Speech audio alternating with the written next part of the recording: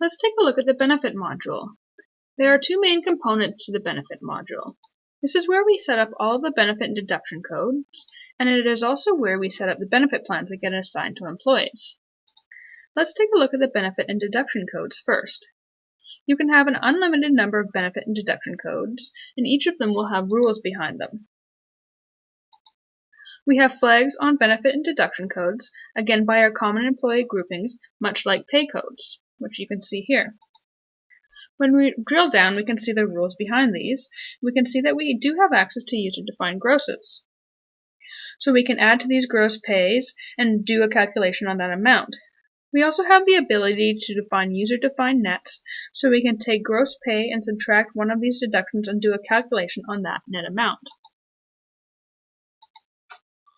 Most of the flags, though, are before or after tax flags. So typical flags when you are dealing with benefit and deductions. Once we have the flag setups, then we can look at the benefit plans themselves. You can have as many different benefit plans as you would like. Each of these benefit plans has a list of all the potential benefits that somebody assigned to this benefit plan could get. You can see here that there are multiple levels of different benefits available here.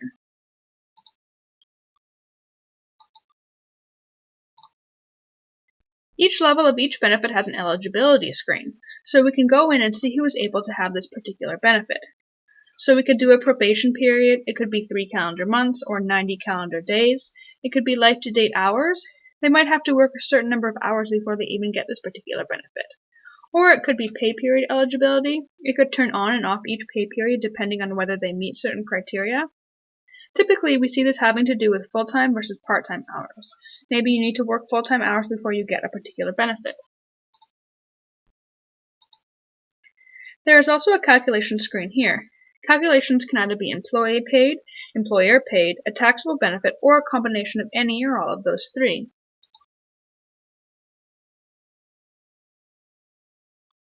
When we drill down, the same detailed information is behind each.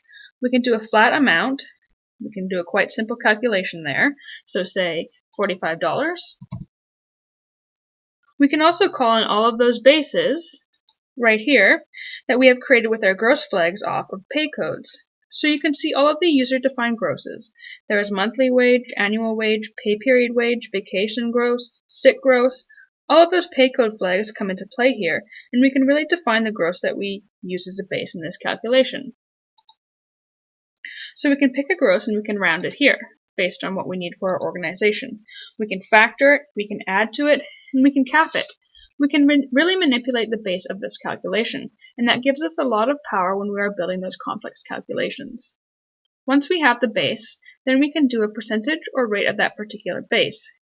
There are those instances where there are certain benefits and the rates change depending on how old you are and how much you earn.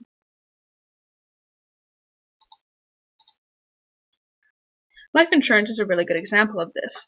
So we can have another user-defined table that you can set up where you can put the age ranges and appropriate rates beside them, and then all we do is reference that table here in this particular screen.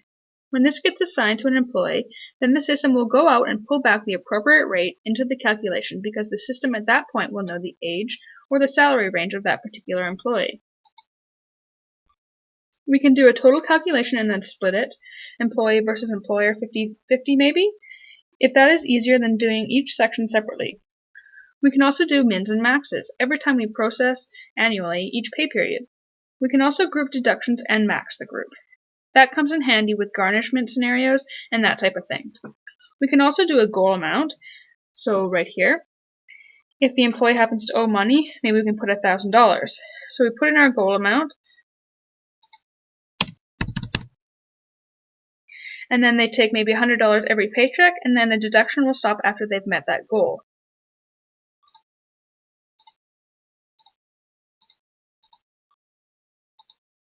There are also mass change processes in here as well.